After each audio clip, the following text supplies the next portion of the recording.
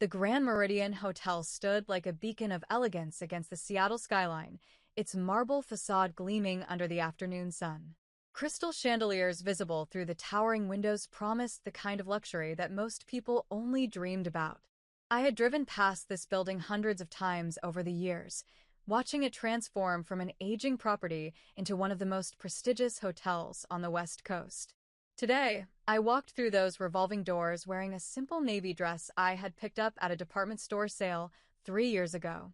My shoes were comfortable flats, practical for the long day ahead. I carried no designer handbag, wore no expensive jewelry.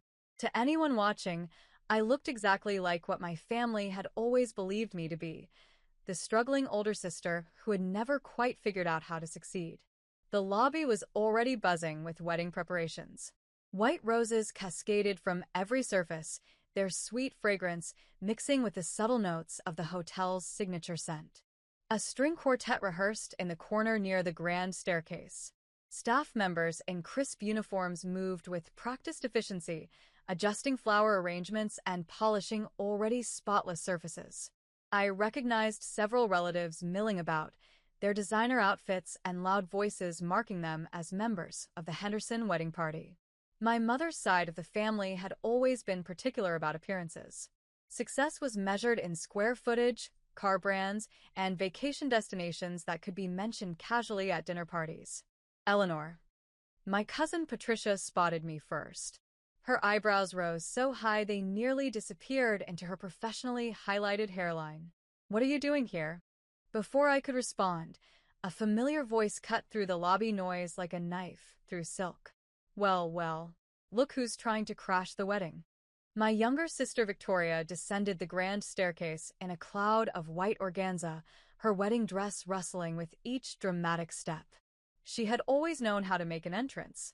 Behind her trailed her maid of honor, our cousin Stephanie, and 3 bridesmaids I vaguely recognized from Victoria's sorority days. "She can't even afford a room here," Victoria continued, her voice carrying across the lobby with practiced projection. I specifically didn't send her an invitation for a reason. The relatives gathered closer, sensing the kind of family drama that would fuel gossip for months. My Aunt Margaret emerged from the hotel restaurant, her husband Gerald in tow. My mother appeared from the elevator bank, her face arranged in that particular expression of disappointed resignation she had perfected over the years of looking at me. "Victoria, darling, don't let her ruin your special day," my mother said, placing a manicured hand on my sister's arm. "Security can handle this." "Already on it," Victoria said, snapping her fingers toward the concierge desk. "Can someone please remove this woman? She's not on the guest list." A security guard began making his way across the lobby, his expression professionally neutral. The string quartet had stopped playing. Even the hotel staff had paused their preparations to watch the unfolding scene. "I told you she would try something like this," Aunt Margaret said, shaking her head. She's always been jealous of Victoria's success. I stood quietly in the center of the lobby, hands clasped in front of me, watching my family arrange themselves into a familiar formation. Victoria at the center, radiating righteous indignation. My mother flanking her right side, providing maternal support. Aunt Margaret and Uncle Gerald anchoring the left, ready to provide backup commentary. Cousins and bridesmaids filling in the gaps, a chorus of disapproval. "Do you have any idea how embarrassing this is?" Victoria hissed, stepping closer to me. "This is the Grand Meridian, the most exclusive hotel in Seattle. My wedding is going to be in Seattle Magazine. And you show up looking like that." She gestured at my simple dress with obvious disdain. "I worked for 3 years to book this venue," she continued. 3 years on a waiting list. "And you think you can just walk in off the street?" "Victoria, I started." "Don't." She held up her hand, the massive diamond on her engagement ring catching the chandelier light. "I don't want to hear your excuses. You weren't invited. You've never supported my relationship with Marcus. You didn't come to my engagement party, my bridal shower, or my bachelorette weekend in Cabo." "I wasn't invited to any of those either," I said quietly, "because you would have brought down the whole atmosphere." Victoria's voice rose another octave. Do you know how hard it is to explain to people that my older sister lives in some tiny apartment and works some mysterious job that she can never actually explain? It's humiliating. My mother stepped forward, placing herself between us. Eleanor, please. Just go. Don't make a scene. I'm not the one making a scene, I pointed out. See. Aunt Margaret chimed in. She always has to have the last word, just like her father. The mention of my father sent a familiar ripple through the group. He had passed away 8 years ago, leaving behind a complicated legacy that my mother's family had never fully accepted. They had never approved of him, a quiet man who preferred books to business deals, who had worked in real estate development without ever achieving the flashy success they valued. Mom. The security guard had reached our group, his hand hovering near the radio on his belt. I'm going to need to ask you to leave the premises. On whose authority? I asked calmly. On mine, Victoria snapped. I'm the bride. This is my wedding venue, and you are trespassing. The security guard looked uncomfortable. Ma'am, if you're not a registered guest or on the event list. She's definitely not on any list, my mother confirmed. Please escort her out, preferably through a back entrance. We don't need photographs of this. I remained where I stood, watching the scene unfold with the strange detachment that comes from having experienced similar moments throughout my entire life. The family closing ranks, the automatic assumption of my failure, the complete certainty that I couldn't possibly belong in any space they occupied. You know what the saddest part is? Victoria said, turning to address her bridesmaids as much as me. I actually used to look up to her. When we were kids, Eleanor was the smart one. Everyone said she would do great things. She laughed, a sharp sound without warmth. And look how that turned out. 34 years old. No husband. No career anyone can identify. Probably still driving that ancient car Dad left her. The Honda still runs fine, I said. The Honda. Victoria rolled her eyes. Meanwhile, Marcus and I just ordered matching Teslas. But sure, Eleanor, tell me more about your reliable Honda. The bridesmaids giggled. Aunt Margaret nodded approvingly at Victoria's wit. My mother studied the ceiling as if hoping to find divine intervention in the crystal chandelier. Mrs. Henderson? A young woman in a hotel uniform approached my mother hesitantly. The florist is asking about the additional arrangements for the reception. Should I tell them to proceed with the upgrade? Yes, yes, my mother said, waving her hand dismissively. Whatever Victoria wants. This is her day. The upgrade is another $12,000, the staff member said carefully. Did I stutter? My mother pulled out a credit card. Victoria deserves the best. Unlike some people, she's actually made something of her life. The transaction completed, my mother turned back to the security situation at hand. Why is she still here? I thought I asked for discretion. Ma'am, I need to check with my manager before. The security guard started. Your manager? Victoria interrupted. Fine. Get your manager. Get the hotel owner for all I care.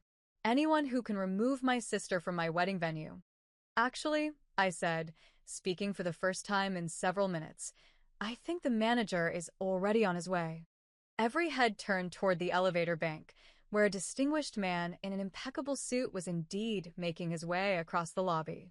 Jonathan Wright had been the general manager of the Grand Meridian for the past 4 years. He was excellent at his job, professional, discreet, and completely dedicated to maintaining the hotel's reputation for exceptional service. What is happening here? Jonathan asked, taking in the scene with a practiced eye. Is there a problem with the Henderson wedding preparations? Yes, Victoria said, stepping forward with the confidence of a woman who had never been denied anything in her life. This woman, she gestured at me with obvious distaste, has shown up uninvited and is refusing to leave. She's my sister, unfortunately, but she's absolutely not welcome at my wedding. I need her removed immediately. Jonathan's expression remained professionally neutral as he turned to look at me. Something flickered in his eyes. A question, perhaps, or a request for guidance. Ms. Anderson, he said carefully, how would you like us to handle your family's reservations? The lobby went absolutely silent. Victoria's mouth opened and closed several times without producing any sound. My mother's credit card, which she had been tucking back into her wallet, slipped from her fingers and clattered to the marble floor. Aunt Margaret grabbed Uncle Gerald's arms so tightly that he winced.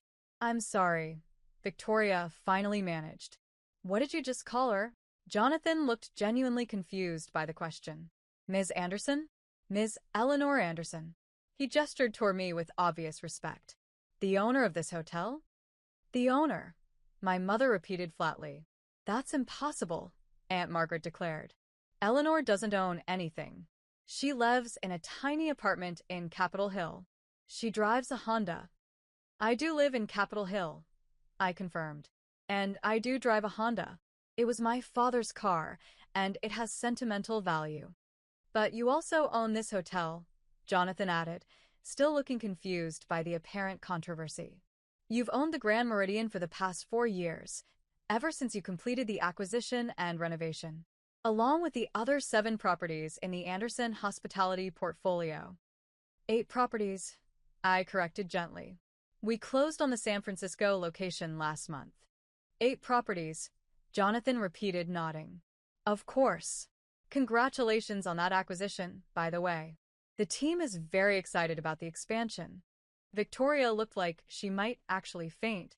One of her bridesmaids had the presence of mind to grab a chair from the nearby seating area and push it toward her.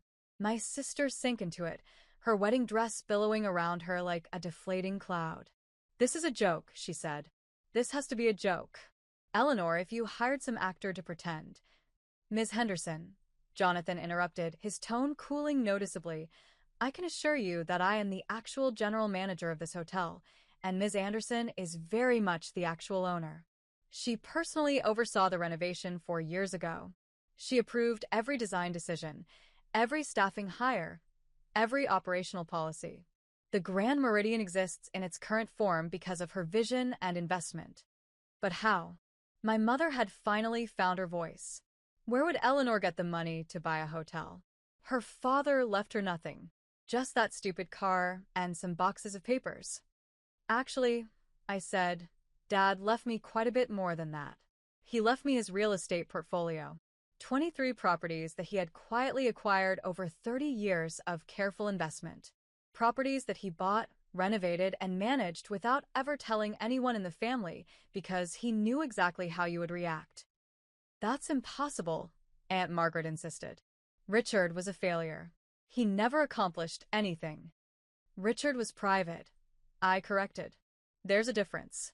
He didn't need to talk about his success at dinner parties. He didn't need to impress anyone with his car or his vacation destinations. He just quietly built something real, something lasting, and when he passed away, he left it all to me with very specific instructions." I reached into my practical handbag and pulled out a worn leather journal, my father's handwriting covering every page. He wrote it all down. Every property, every investment strategy, every lesson he wanted me to learn. He spent the last year of his life teaching me how to manage the portfolio, how to grow it responsibly, how to identify opportunities that others overlooked. "Why you?" Victoria demanded, some of her characteristic fire returning. "Why not Mom? Why not me?" "Because you would have sold everything and spent the money on things that don't last," I said simply. His words, not mine. He wanted the portfolio to grow, to provide for future generations, to create opportunities for people who work hard and dream big. He didn't want it turned into handbags and vacation homes. My mother looked stricken. "Richard said that? About me?" "About the family in general," I said, and I meant it as kindly as I could. "He loved you, Mom. He loved all of us. But he also saw clearly how this family values appearance over substance. He wanted to protect his legacy from that." Jonathan cleared his throat diplomatically. "Ms. Anderson, would you like me to give you some privacy with your family?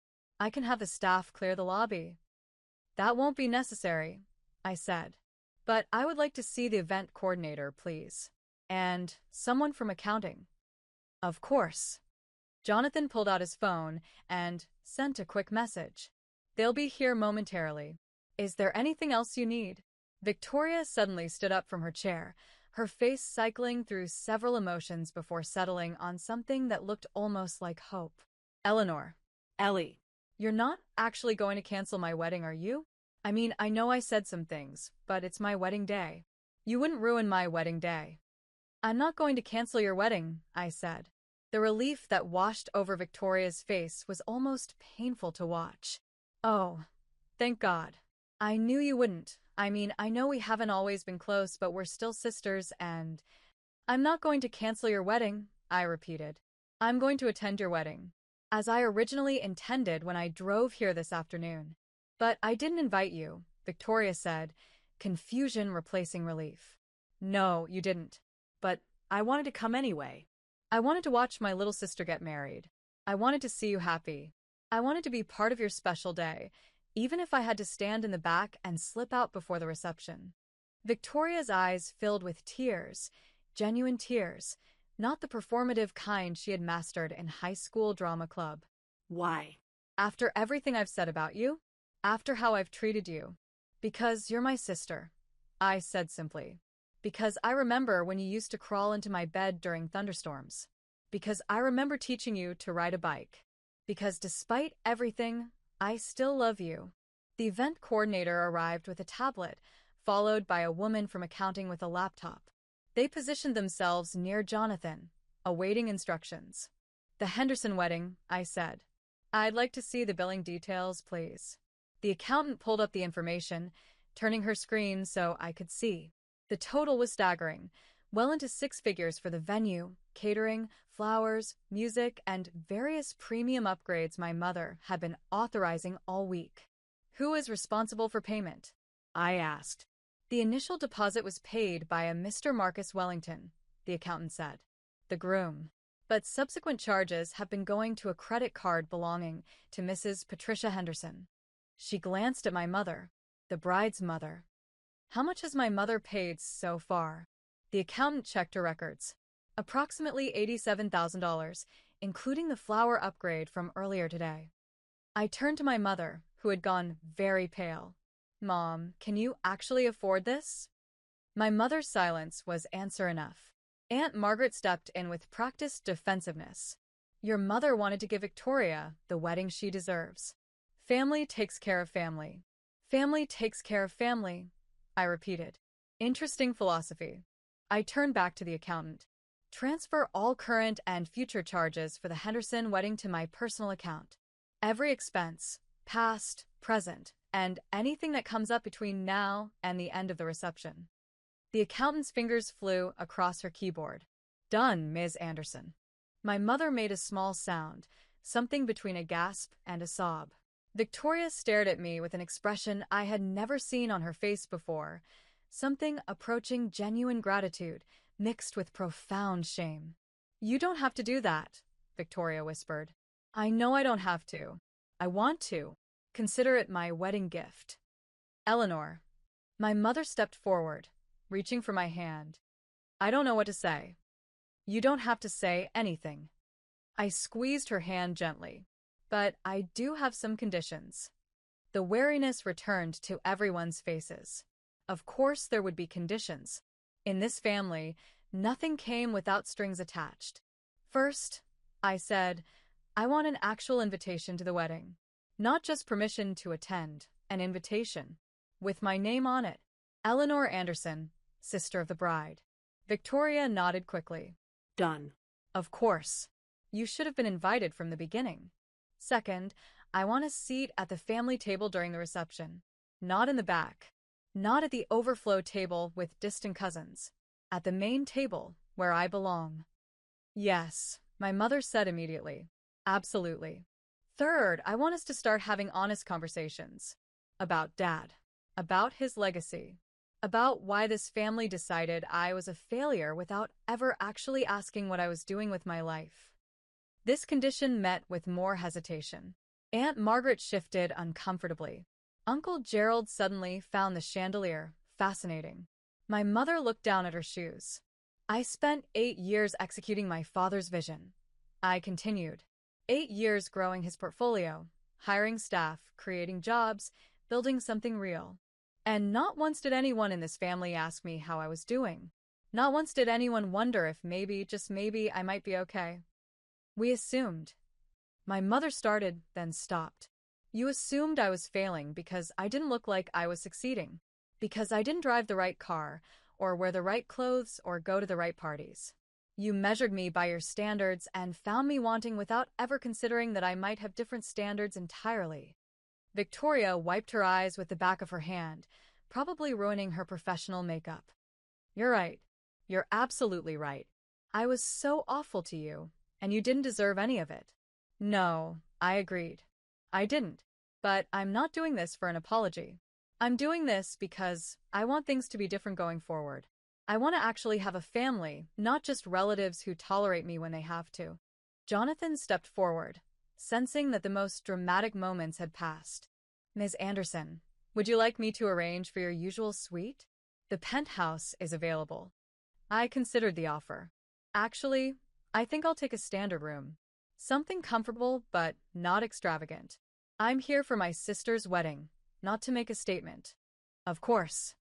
Jonathan nodded to a staff member, who hurried off to arrange the accommodations. Wait, Aunt Margaret said, seemingly unable to contain herself any longer. You said 8 properties. You own 8 hotels like this one. Not all like this one, I said. The Grand Meridian is the flagship. The others vary: boutique hotels, historic renovations, a resort property in Oregon. Each one has its own character. And you run all of them? Uncle Gerald asked, genuine curiosity breaking through his usual reserve. I oversee them. I have excellent managers at each property, like Jonathan here, who handle the day-to-day operations. My job is vision, strategy, and making sure we stay true to my father's principles. What principles? Victoria asked. Quality over flash. Sustainability over waste. Treating employees like family. Giving guests an experience they'll remember, not just a room to sleep in. I smiled, thinking of all the hours I had spent with my father's journal, absorbing his philosophy. Dad believed that success should be measured by what you create, not what you consume. He built his portfolio quietly because he didn't want the recognition. He wanted the results. My mother sank into a nearby chair, looking suddenly older than her 62 years. I never knew any of this. All those years married to him, and I never knew. He tried to tell you, I said gently, but you didn't want to hear it. You wanted him to be someone he wasn't, someone who cared about the same things you cared about. And when he couldn't be that person, you stopped listening. It wasn't an accusation, just a statement of fact. My mother nodded slowly, accepting the truth of it. The lobby had gradually filled with wedding guests arriving for the ceremony. They hovered at a respectful distance, clearly aware that something significant was happening, but unsure of the details. Victoria's fiancé Marcus emerged from the elevator, looking handsome in his tuxedo and completely confused by the scene before him. Victoria? Is everything okay? Someone said there was a problem with your sister. Victoria crossed to him, taking his hands. Marcus, this is my sister Eleanor. She's going to be at our wedding after all. Marcus looked from Victoria to me, clearly trying to read the situation. That's great. You said she probably wouldn't come. I didn't invite her, Victoria admitted, shame coloring her cheeks. I should have. I was wrong. She also owns this hotel, Aunt Margaret added, unable to resist. And 7 others. Marcus blinked. I'm sorry, what? It's a long story, I said, stepping forward to shake his hand. The short version is that appearances can be deceiving, and I'm very happy to finally meet the man my sister loves. Marcus shook my hand with obvious bewilderment. Likewise. I think. We should probably get ready for the ceremony, Victoria said, glancing at the ornate clock above the concierge desk. Guests are arriving. You're right. I stepped back, giving them space. I'll get settled in my room and see you in the ballroom. As I turned to go, Victoria caught my arm. Eleanor, wait. I turned back to face my sister. Really face her, perhaps for the first time in years. Thank you, she said. Not just for paying for everything. For coming. For wanting to be here, even after how I treated you. For being a better sister than I deserve. You don't have to deserve love, I said. That's kind of the whole point of family. Victoria pulled me into a hug, her wedding dress crinkling between us. I felt her tears dampen my shoulder and hugged her back just as tightly. When we separated, my mother was there, her own eyes wet. I'm sorry, Eleanor, for all of it, for not seeing you, For not asking, for assuming the worst. I know, Mom. I hugged her too, feeling something loosen in my chest that had been tight for years. We can do better. All of us. The next few hours passed in a blur of activity. I settled into my room, a comfortable standard suite, as requested, and changed into a slightly nicer dress I had brought just in case. The ceremony was beautiful, Victoria radiant as she walked down the aisle toward a clearly smitten Marcus. At the reception, I sat at the family table as promised. Conversations that had previously skirted around me now included me directly. I told stories about my father, about his philosophy, about the early days of learning to manage the portfolio. Family members who had ignored me for years suddenly wanted to know everything. Halfway through dinner, Victoria stood to give a toast. She thanked the usual people, Marcus, her parents, her bridesmaids. Then she paused, looking directly at me. I also want to thank my sister Eleanor, she said, her voice steady but emotional. Earlier today, I said some things I'm deeply ashamed of. I dismissed her, mocked her, and tried to have her removed from this venue. What I didn't know, what I had never bothered to find out, was that Eleanor actually owns this hotel. And 7 others. And probably half of Seattle, for all I know. Laughter rippled through the room. I smiled, shaking my head slightly. But that's not why I'm thanking her, Victoria continued. I'm thanking her because even after all of that, even after years of being excluded and ignored by her own family, she still wanted to be here. She still wanted to celebrate my happiness. She still loved me enough to stay when anyone else would have walked away. Victoria raised her glass. To Eleanor, the best sister I've been too blind to appreciate. I promise to do better. To Eleanor, the room echoed. I stood, glass in hand, and nodded at my sister. To family, I said, the one we're born with and the one we choose to build. After the toast, Marcus's father approached me with a business card. Anderson Hospitality? I'm in commercial development. We should talk. I'd like that, I said, tucking the card away. The party continued late into the night. I danced with my mother for the first time in decades. I listened to Aunt Margaret apologize with varying degrees of sincerity. I watched Victoria and Marcus take their first dance as a married couple, their faces glowing with happiness. Around midnight, I stepped onto the hotel balcony for some fresh air. The Seattle skyline sparkled in the distance, city lights reflecting off the waters of the Sound. I thought about my father, about his quiet determination, about the legacy he had trusted me to protect and grow. He would be proud of you, you know. I turned to find my mother joining me on the balcony, 2 glasses of champagne in hand. Dad. I accepted the glass she offered. Hmm. She leaned against the railing, looking out at the view. He always said you were the only one who understood him. I thought he meant it as an insult. Now I realize it was the highest compliment he could give. I miss him every day, I said quietly. I know. My mother was silent for a moment. I wasted so many years wanting him to be different. Wanting you to be different. When all along, you were both exactly who you were supposed to be. It's not too late to start over, I said. My mother turned to look at me, really look at me, perhaps for the first time since I was a child. No, she agreed. It's not too late. We clinked our glasses together and stood in comfortable silence, watching the city lights dance across the water. When the wedding finally wound down and the last guest departed, I walked through the empty ballroom one final time. The staff was already beginning to clean up, moving with the efficient grace that Jonathan had trained into them. Everything to your satisfaction, Ms. Anderson? Jonathan appeared at my elbow. Perfect, I said. As always. Thank the team for me. I will. He hesitated. If I may say so, I'm glad things worked out with your family. I smiled. So am I, Jonathan. So am I. Walking back through the lobby toward the elevator, I passed the spot where I had stood earlier that day, surrounded by family members who had been so certain of my failure. The marble floors gleamed under the chandelier light. Fresh flowers had already been placed for tomorrow's guests. My father's voice echoed in my memory. Success isn't about what people think of you.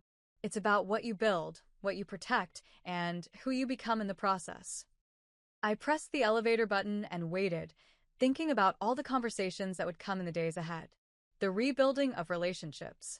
The slow work of becoming a real family instead of just people who shared DNA. The elevator doors opened. I stepped inside, pressed the button for my floor, and watched the lobby disappear from view. Tomorrow would bring new challenges, new opportunities, new chances to grow. But tonight, for the first time in years, I felt like I truly belonged. The doors closed, and the elevator began its quiet ascent.